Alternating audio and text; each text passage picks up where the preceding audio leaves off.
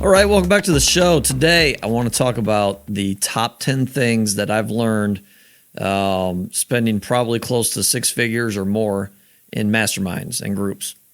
I've done some free ones, but without a doubt, I've come away with more and probably better information in the masterminds and groups that I actually paid for. There's a sense of accountability when you pay for something, and you just kind of take things more serious. So let's get into it. First one, and these, I don't know if they're probably in somewhat of an order. Not necessarily most important to least important, but probably more chronological, right?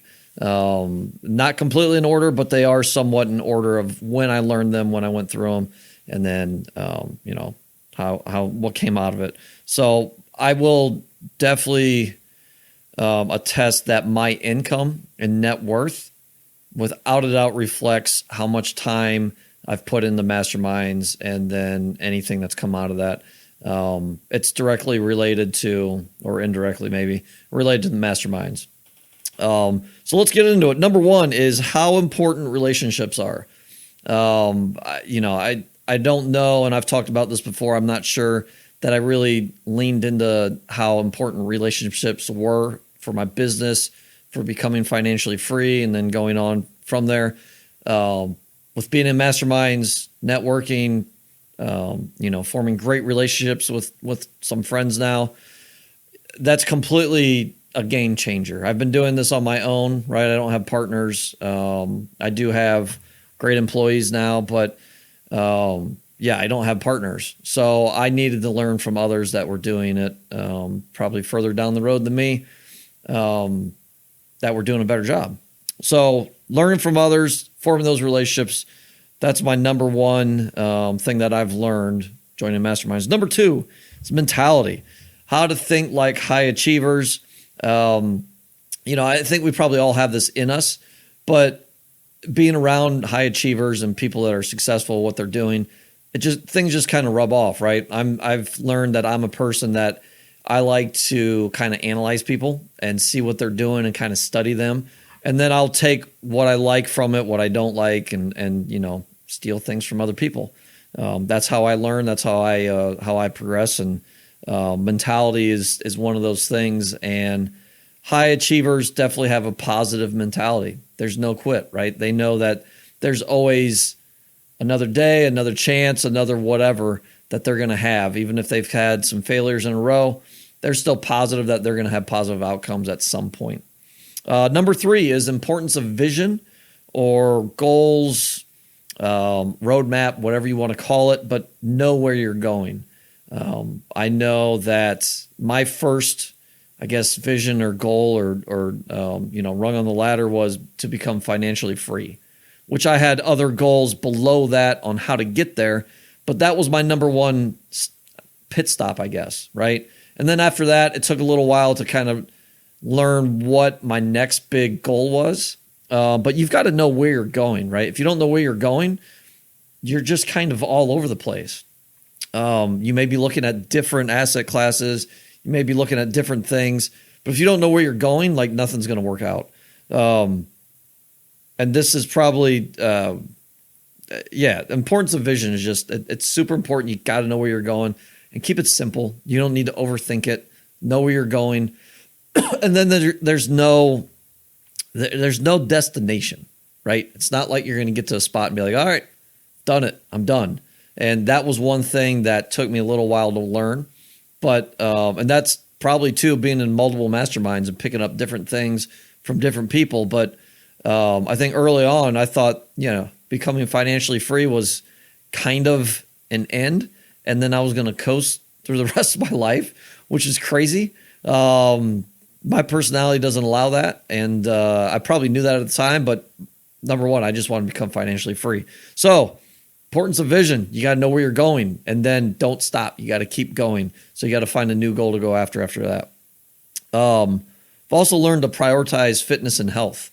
And I think it's become easier. And I was talking to a buddy the other day about this. It's become easier that since I've become financially free, I can now focus on other things in my life, right? which includes fitness and health. I've got more time to focus on those things, to learn more about those things. And it's definitely been obviously a game changer, right? Fitness, if you don't have your health, you don't have anything. So being in these masterminds have definitely kind of made me realize that, seeing some of these high performing, individuals, Gabe, who we had on the show a few shows ago, crazy high level fitness guy, just crazy high level fitness and his discipline and what he does with not just working out, but eating and all that stuff is crazy.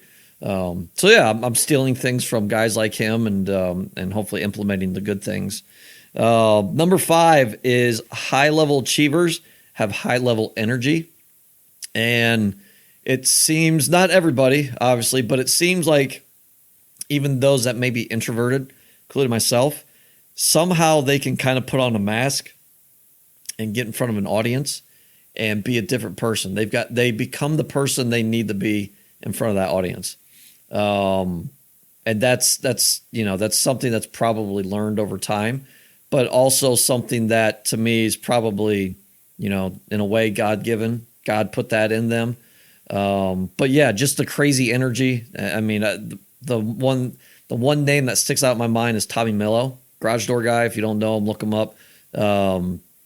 Great dude. He spoke at an event that I was at, smaller event. There's 40 people, I think.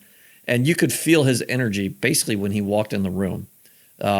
He's always on. And my guess is he's probably more of an extrovert, but he's always on. His energy's crazy and it's contagious.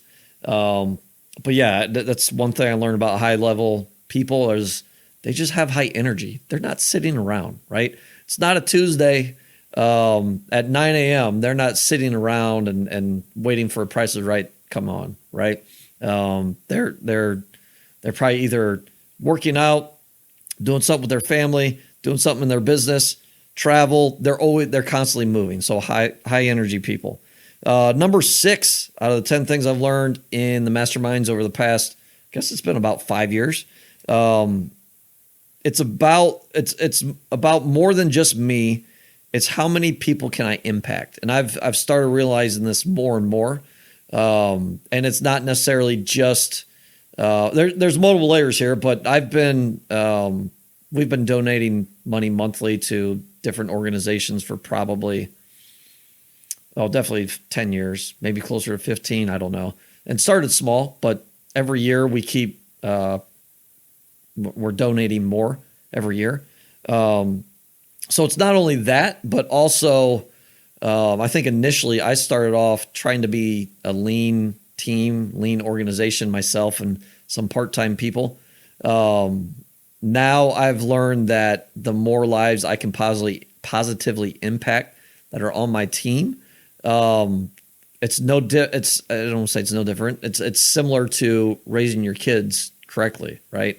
And not by any means saying employees are my kids, but the more we can rub off on each other, the positive stuff, the more that'll affect generations, right? There's just off the top of my mind, my district manager, she from what I know, she is making significantly more money than what she used to make. I think she's been with us 2.5 years. So 3 years ago, I think she was almost out of a job when we met too. But she's been able to move close to her daughter that's in college, and she's been able to live kind of a remote lifestyle that she can be around her daughter every day. She's making better money, and we have monthly talks about her goals and her future and her vision and anything that she wants to do. And to me, that's really what it's all about, right? Impacting lives positively, and not just lives right now, but further generations, right? And as much as I want to try to do that with my own kids, I want to do that as much as I possibly can with other people around me. And saying this, it may sound like an egotistical thing, but I think we're all here for that reason, right? We're all here to try to make this place better, make this world better, and then hopefully that carries on through generations. And I don't know that I necessarily thought that far into it before I joined these masterminds. That was number 6. Number 7 is how important operations is. And I think that's come to light more in the past, call it 2 or 3 years, when, COVID definitely had an effect. Well, real estate in general has just been, shooting to the moon since probably 2012, somewhere in there. If you've bought anything since 2010, you've been winning. But now it's become how important operations are. And it's it's showing in a lot of spaces, and especially with self-storage, where it is a business and you're starting to see some people struggle a little bit more. And hopefully those people, I've seen it, but hopefully those people are figuring out, I need to be better in operations and start to fix those. And I think just talking with some friends that I have, 2024, and I know for myself too, was a big year in improving operations, improving systems, putting systems in place that we didn't even have. A lot of those things that we didn't really think about when we got in the real estate investing. Most people, when they get in real estate investing, want financial freedom, right? They want the freedom. They want the time freedom. And then it's like, I have all these properties. I've got a full-time business. Now what? Now you've got to become a different person. You're not just hunting for deals and taking deals down. You're not just a real estate investor. You're a leader. At some point, you're probably an HR department hiring people. You got to create systems, manuals, all this stuff that you didn't think about until, you kind of, after you progress down the road, gain financial freedom. And then it's like, I've got a full blown business here and you need to treat it as such. And the people that don't and think they'll just cover that up with another new deal, at some point it's probably going to burn them. So I've learned how important operations are. That's a big one there, especially in the past couple of years. And my guess is probably at least another couple of years while the market is, at least in self-storage, the rentals are kind of down right now. Operations is super important. Number 8 is stay in my lane. And this is a tough one, but I've realized that I need to, while I like to learn from others and I like to see what others are doing, I need to stay in my lane and do what I'm good at. And also, with that said, know what I'm good at, right? So we all need to figure it out. Figure out what you're good at. And that's not necessarily just asset type, which is number 1 is, to me, keep it simple and stay in the same asset class that's gotten you to where you are, right? There's something to be said about pivoting when you need to pivot, but I see people pivoting on pivots and then pivoting again. And it's been happening a lot last couple of years. My opinion is keep it simple. Do great, get great at one thing and continue to do that. For myself, my roles have definitely changed, but I'm still in acquisitions. I'm still buying the properties and making relationships with the sellers. I enjoy that. How much longer I'll do that, I don't know, but I do enjoy that. I think that's kind of my what's gotten me where I'm at.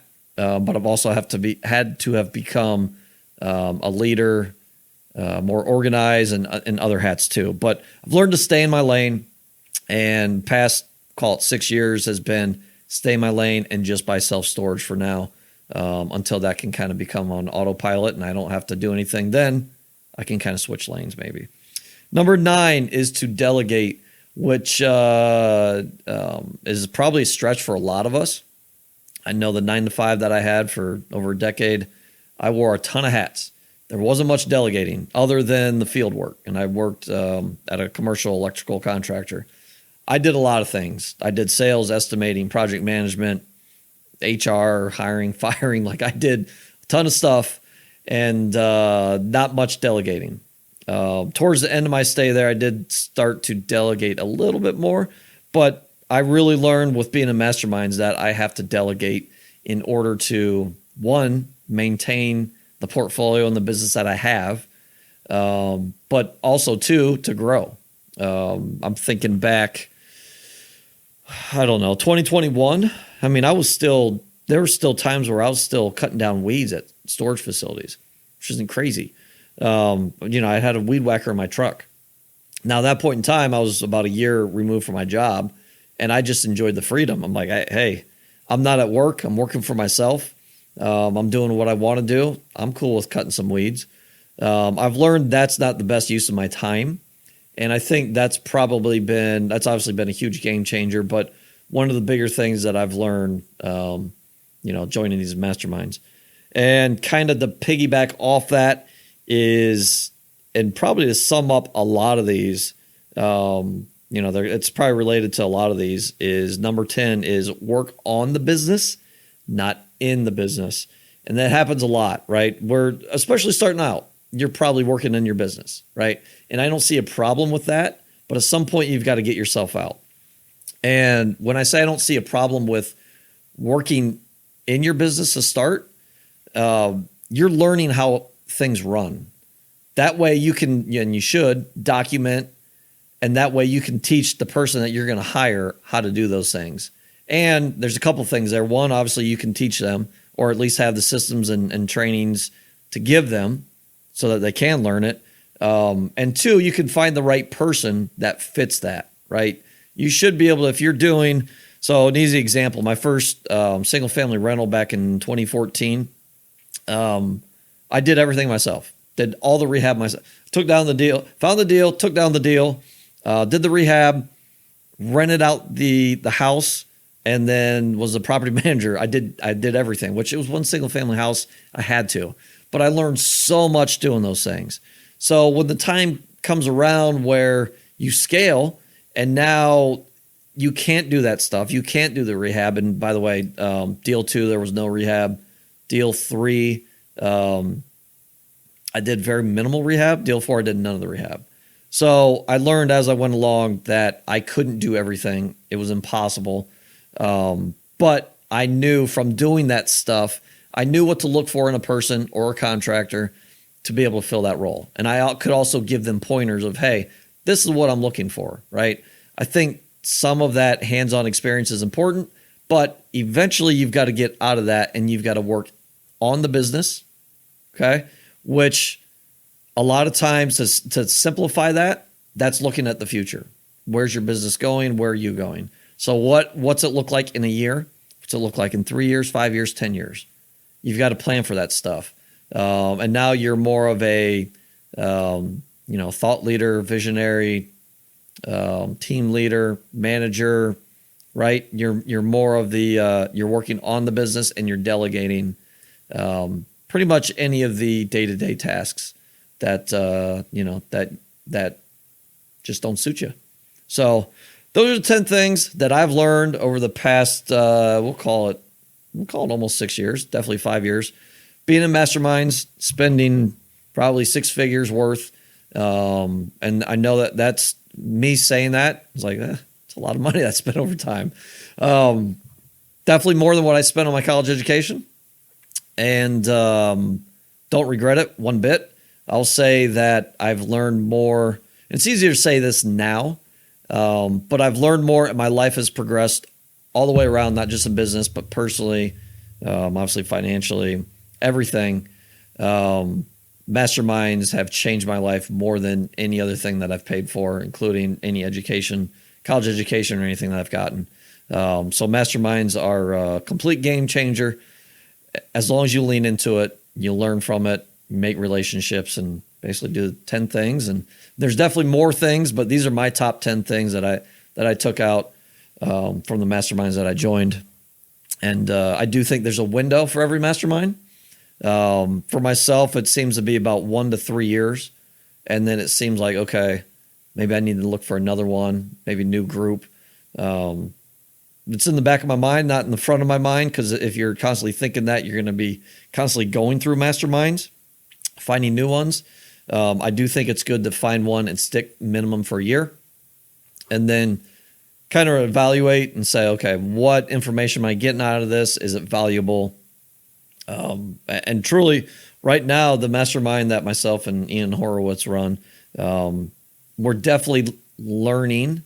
Without a doubt, I don't know if we're learning as much as masterminds that we were in day one, because at that point you're just drinking from a fire hose. But now it's more learning from each other. We do bring experts in, but it's also just camaraderie with the guys. It's learning from each other. and just hanging out, being able to vent about stuff that, that you can't vent with to other people that just aren't in that situation. So it's nice to have those people around you. So that's all I've got. Again, appreciate everyone for listening, for watching. If you like the show, please share it. If you don't like the show, please let me know. We do have a website now, the domorepodcast.com. You can reach out to me on there, and we'll see you guys next time. Thank you. Thanks for following, subscribing, and listening to this episode of the Do More podcast hosted by John Farling. To learn more or ask questions, go to l4investing.com.